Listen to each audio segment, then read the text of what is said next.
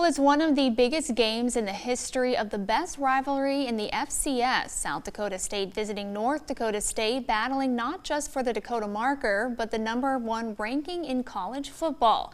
The game has just gone final, and our own Zach Borg joins us live from Fargo with the latest.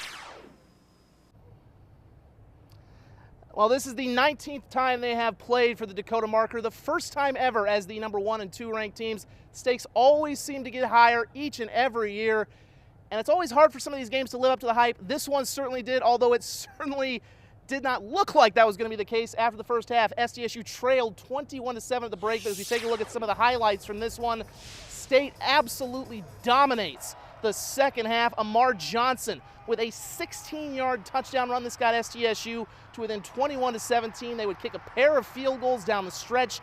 Their defense holding the vaunted NDSU rushing attack under 200 yards.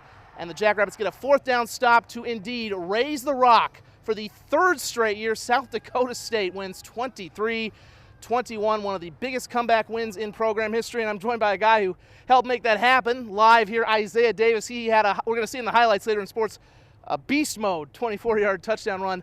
What was being said in that halftime locker room? You guys were down 21-7. Nothing was going right. What got said in between halves? I was just saying, trusting what we were doing. Big thing was faith. Believing what we were doing was good. It was working. We knew a lot of things. Why we were getting stopped in the first half was just self-inflicted wounds, putting ourselves in bad situations. And once we understood that, made some little adjustments to help fix that. Second half showed. Amar Johnson had a big game for you as well. Angel Johnson ran well. What does it mean for you guys to come in here? They've always had a good run defense. They don't give up running games like this, and you guys were able to run it down their throat. Was really the difference in the second half offensively. Yeah, it's good to see all that work that we put in on the offseason and all that in this week pay off. We keep saying every week, preparation is key, and all the guys I work with every week, every day, putting that work. And Coach Crenshaw speaks on being elite, and this week we were elite, and it showed out on Saturday. I know you want to be #1 at the end of the season at Frisco, but you will be the #1 ranked team when the polls come out here on Monday.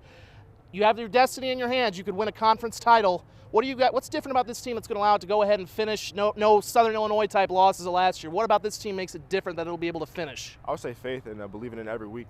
I'm not worried about Frisco right now. I'm worried about UND next week. Tonight I'm going to party with the guys, have fun with them, celebrate this win, but we're going to get back to work and focus on UND and then take it 1 week at a time, 1 day at a time. Well, enjoy this, man. Congratulations. Heck of a game. We'll have more highlights coming up in sports. Live from the Fargodome with some very happy Jackrabbits, I'm Zach Borg, Dakota News Now.